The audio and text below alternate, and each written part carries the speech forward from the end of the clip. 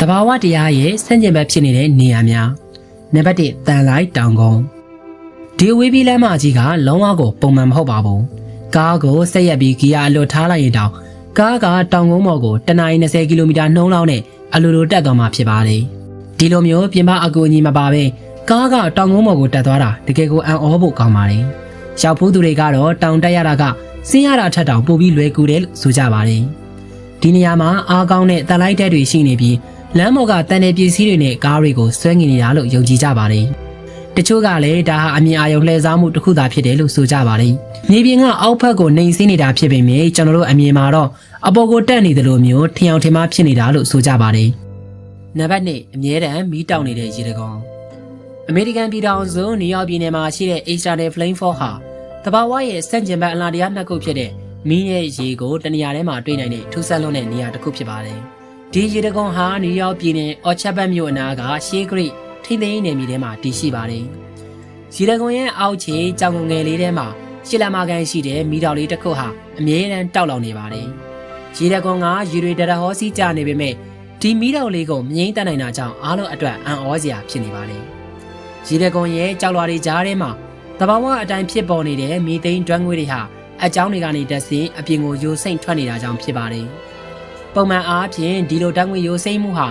မြေအောက်အပူချိန်အရမ်းမြင့်တဲ့ကြောက်လွှာတွေကြောင့်ဖြစ်လေရှိပါတယ်။ဒါပေမဲ့ဒီရေတံခွန်ကကြောက်လွှာတွေကတော့ရေခဲလိုမျိုးအေးစက်နေပါတယ်။အေးစက်နေတဲ့ကြောက်လွှာတွေကြားထဲကနေဒီလောက်များပြားတဲ့ဓာတ်ငွေတွေဘလို့ထွက်လာတဲ့ဆိုတာကတော့ပညာရှင်တွေလည်းလေ့လာနေစေဖြစ်ပါတယ်။နံပါတ်3ကြောက်ဖြစ်သွားစေတဲ့ရေတွင်အင်္ဂလန်နိုင်ငံကနားစပန်မြို့ကမြင့်မြေကမ်းမှာတည်ရှိတဲ့နေရာတစ်ခုဖြစ်ပါတယ်။ဒီစမ်းကြောင်းကစီးကြလာတဲ့ရေတွေနဲ့ထိတွေ့တဲ့ဘယ်အရာဝတ္ထုမှဆိုအချိန်တိုင်းတာတစ်ခုကြာတဲ့အခါကြောက်တုံးအဖြစ်ပြောင်းလဲသွားကြပါတယ်။ခရီးသွားတွေဟာဝုံအယုတ်ကလေးတွေအုတ်ထုပ်တွေဖနက်တွေနဲ့စပိန်တွေကိုတောင်ဒီစမ်းကြောင်းမှာချိတ်ဆွဲထားလေးရှိပြီးလာနေငယ်ကြာတဲ့အခါ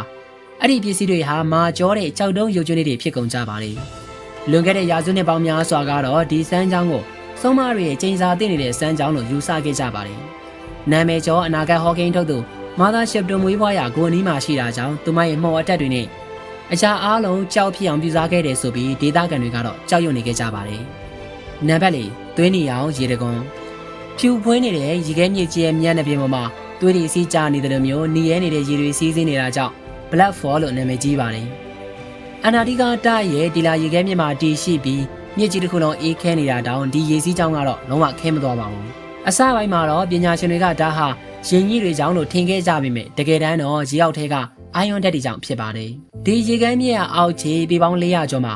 လွန်ခဲ့တဲ့နှစ်ပေါင်း2 သန်းကျော်ကတည်းကပိတ်မိနေတဲ့ရှီဟောင်းရေကန်ကြီးတစ်ခုရှိပါတယ်။အဲ့ဒီရေကန်ထဲမှာစားဓာတ်နဲ့တန်ဓာတ်တွေအလွန်အမင်းကျွဲဝနေပါတယ်။ဒီရေတွေဟာရေခဲလွှာတွေကြားထဲကနေတဆင့်အပြင်ကိုထွက်လာပြီးလေထုတွေကအောက်ဆီဂျင်နဲ့ထိတွေ့လိုက်တဲ့အခါတန်ကြီးတက်တဲ့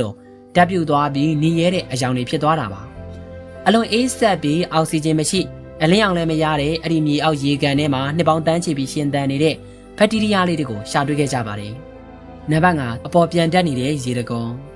်ဒီနေရာကိုတော့ Rubber Waterfall လို့ခေါ်ကြပြီးစကော့တလန်နိုင်ငံမှာတွေ့ရပါတယ်။ပုံမှန်အားဖြင့်ရေတွေကအောက်ကိုစီးကြရမှာဖြစ်ပေမဲ့ဒီနေရာကရေတွေကတော့လေထဲမှာပြန့်လွင့်ပြီးအပေါ်ဘက်ကိုပြန်တက်သွားတာဒါမှမဟုတ်နောက်ပြန်လွင့်သွားတာမျိုးဖြစ်နေပါတယ်။တော်တော်များများကဒါဟာကမ္ဘာဆွဲငင်ရပျောက်ဆုံးနေတာကြောင့်လို့ထင်ကြပေမဲ့ဒါဟာလေတိုက်နှုန်းပြင်းထန်တာကြောင့်ဖြစ်ပါတယ်။လေပြင်းတွေဟာကြောက်ကမ္ဘာနေရာတွေကိုရိုက်ခတ်ပြီးအပေါ်ဘက်ကိုပြင်းထန်စွာတိုက်ခတ်နေတာကြောင့်ဖြစ်ပါတယ်။ဒီလိုရေတံခွန်မျိုးကိုအိန္ဒိယနိုင်ငံကနာနီကတ်နဲ့ဩစတြေးလျနိုင်ငံကတော်ဝင်မျိုးသားပန်းခြံတို့မှာလည်းတွေ့ရှိနိုင်ပါတယ်။နံပါတ်6ရေအောင်ရေတံခွန်လက်ဆိုင်လာတဲ့သမုဒ္ဒရာရဲ့အောက်ခြေမှာရေတံခွန်တစ်ခုစီးဆင်းနေတာကိုမြင်တွေ့ရမှာဖြစ်ပါတယ်။ဒါကြောင့်ဒီနေရာကိုရေအောက်ရေတံခွန်လို့ခေါ်ကြပြီးကမ္ဘာပေါ်မှာအလှဆုံးနဲ့အထူးခြားဆုံးနေရာတစ်ခုဖြစ်ပါတယ်။ကမ်းခြေကနေကြည့်ရင်တော့မသိတာပေမဲ့ကောင်းကင်ကနေလေရင်ဒါမှမဟုတ် drone နဲ့ရိုက်ကူးလိုက်မယ်ဆိုရင်တော့ဒီအံ့ဩစရာမြင်ကွင်းကိုမြင်တွေ့ရမှာဖြစ်ပါတယ်။ဒါပေမဲ့ကမ္ဘာဆွဲငင်အားကိုစန့်ကျင်ပြီးစီးဆင်းနေတဲ့ရေတံခွန်အစ်စ်တော်မဟုတ်ပါဘူး။ဒါဟာအမြင်အာရုံလှည့်စားမှုတစ်ခုသာဖြစ်ပါတယ်